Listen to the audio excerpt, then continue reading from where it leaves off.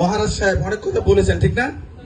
একটু লেন্ডি করেছেন এই কারণে আপনারা দেখতে পাচ্ছেন একটা এখানে কি আছে, প্রজেক্টর আছে। তো প্রজেক্টরটা ভাড়া দিয়েছেন যিনি, লোক পাঠিয়েছেন একজন নতুন, সে কিন্তু কালেকশনটা দিতে পারেনি। কালেকশনটা দিলে আমি কি করতে পারতাম, আপনাদেরকে আমি টোটাল বাস্তবতা দেখাতে পারতাম, ঠিক না?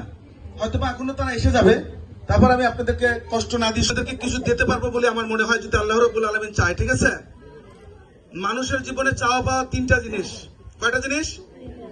আর যা কিছু আছে সব এই তিনটা জিনিসের ভিতরে। আপনারা খুব গেতে নেবেন এখানে: হেলথ, ওয়েলথ, হ্যাপিনেস। স্বাস্থ্য, সম্পদ আর সুখ শান্তি, ঠিক কিনা? এখন এই তিনটে জিনিসের জন্য মানুষ কিন্তু সবকিছু করে। বিভিন্ন পেশায় মানুষ জড়িত, ঠিক কিনা?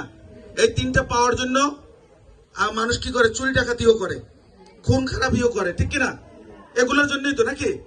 তা আমরা যদি হালাল পন্থায় ঘরে বসে পর্দার সহিত আমরা সেইটা পেয়ে যাই, তাহলে আমাদের কোনো সমস্যা আছে?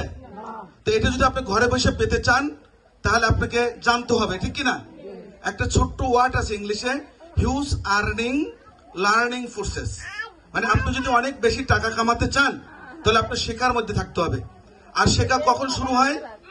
আমি যখন কথা বলা যাবে না, ঠিক আছে, তাহলে পার্শ্ববর্তী কেউ ডিস্টার্ব হবে, রাইট?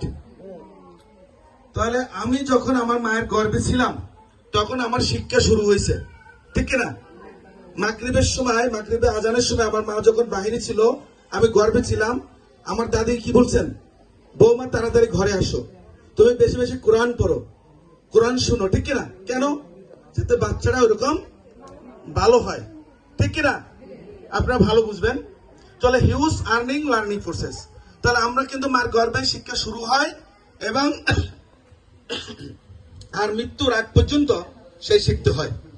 অনেকে অল্প শিক্ষা, সে নিজেকে সব জানতো শমশের মনে করে, তারা বোকা মানুষ।